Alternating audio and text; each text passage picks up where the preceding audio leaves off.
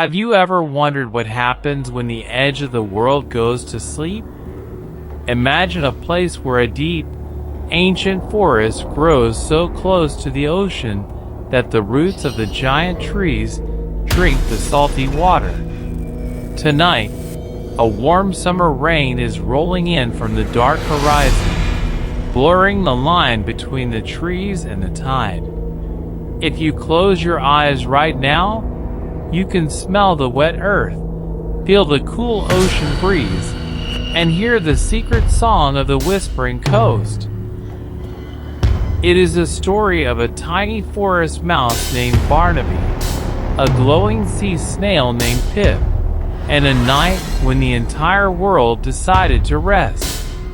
Barnaby was a little mouse with a coat the color of roasted acorns, and he loved to sit where the forest met the sand. On this evening, as the sky turned a deep, velvety violet, he found a smooth piece of silver driftwood washed ashore. Inside it was Pip, a tiny traveler from the deep ocean whose shell pulsed with a soft, turquoise light. Barnaby gently pulled the driftwood into a cozy, dry hollow beneath the giant roots of an old spruce tree, and together they turned to watch the coming storm. Then the rain began to fall. It started with a single, heavy drop hitting a broad leaf, followed by another dancing on the ocean waves.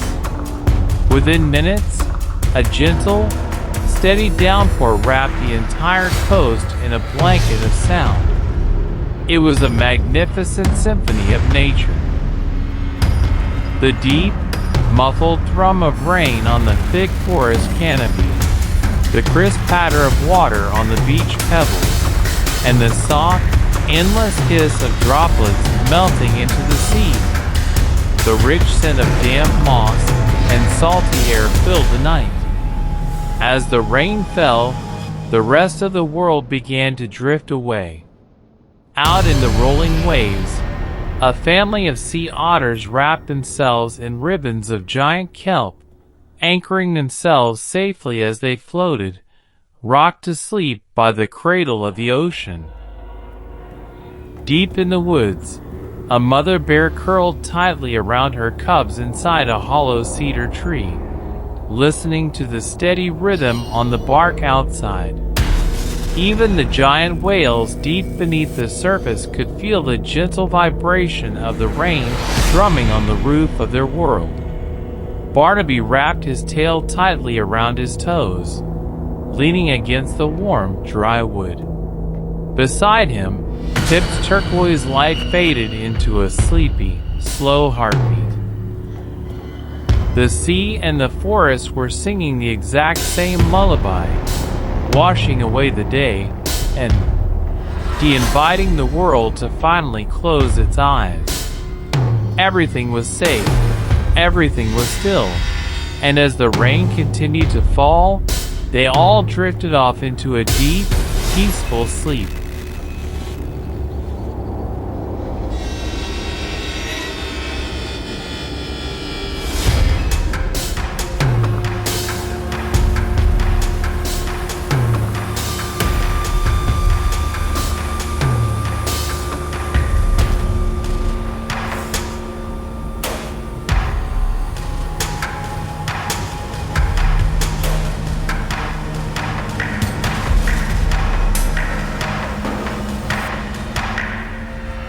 Once, at the edge of a world where the old map simply faded to blue, there existed a place known as the Whispering Coast. It was a rare, magical ribbon of land where a deep, ancient forest grew right down to the touch of the salt-crusted sea. Tonight, a soft, silver dusk was settling over this shore, and the entire world was preparing to sleep, where the canopy meets the tide.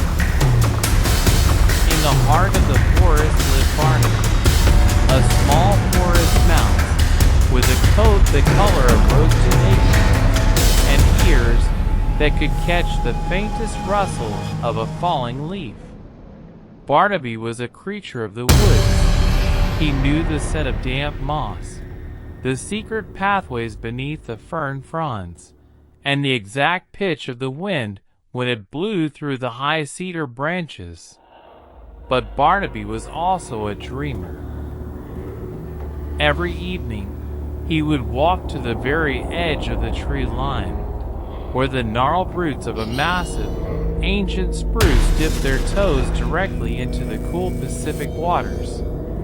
There, he would sit and watch the great, rhythmic breathing of the sea. To Barnaby, the ocean was a grand mystery.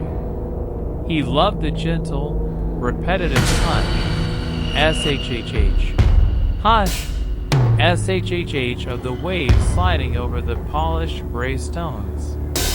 It sounded exactly like the world breathing in its sleep, the driftwood traveler. On this particular evening, the air felt different. It was heavy, warm, and sweet with the scent of approaching rain. The sky above was a deep, velvety violet, bruised with soft indigo clouds that were rolling in from the far horizon. As Barnaby watched the tide creep in, he noticed something floating near the shore. It was a smooth piece of silver driftwood, shaped like a tiny, hollowed-out canoe. Stranded inside the wood was an unusual traveler, a small, glowing sea snail named Pip.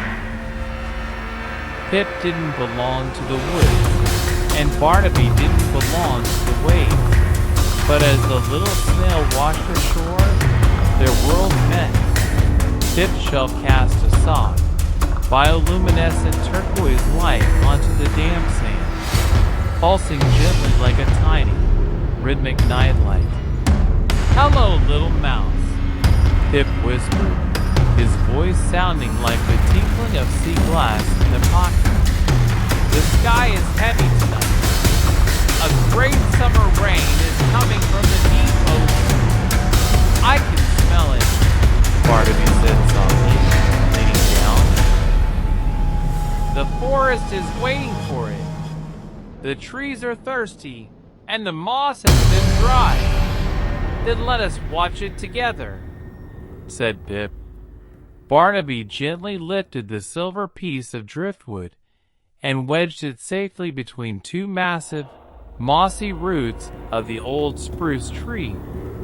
It was the kind that blurs the line between the sky and the water until everything feels like a cozy, watery dream. The sound was magnificent. It was a symphony of textures. The heavy, muffled thrum of millions of raindrops hitting the thick, protective roof of the forest leaves. The sharp, clean patter of water dancing on the smooth stones of the beach. The soft, endless hiss of the rain melting directly into the rolling waves of the sea. Barnaby closed his eyes, inhaling the magnificent scent that happens when rain wakes up the earth. The rich, dark loam of the forest floor mixing with the crisp, salty tang of the ocean air. The world goes to sleep.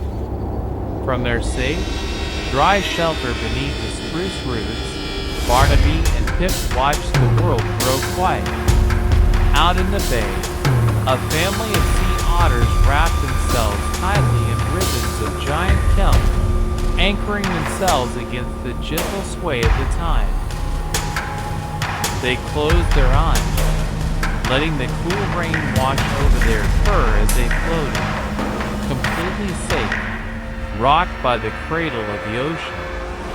Deep in the forest behind them, a mother black bear curled her paws around her cubs inside the hollow of a giant cedar tree. The cubs blinked sleepily, listening to the steady pit-pat-pat of the rain on the bark outside, completely warm and dry. Even the giant gray whales, deep beneath the surface of the dark water, could feel the cool vibration of the raindrops hitting the sea above them. like a trillion tiny fingers strumming a lullaby on the roof of the world. The sea and the forest are singing the same song tonight, Pip murmured, his turquoise light dimming into a sleepy, fading pulse. They are, Barnaby whispered back. He curled his tail tightly around his toes and rested his head against the soft, dry moss of the spruce root. The rain continued to fall, steady and untroubled, washing away the day and wrapping the coast in a blanket of soft, rhythmic sound. The waves rolled in and out, the leaves nodded in the dark, and under the canopy of the great trees, the little mouse and the sea snail drifted off into a deep, peaceful sleep. And you can too. Hush, S-H-H-H. Hush, S-H-H-H.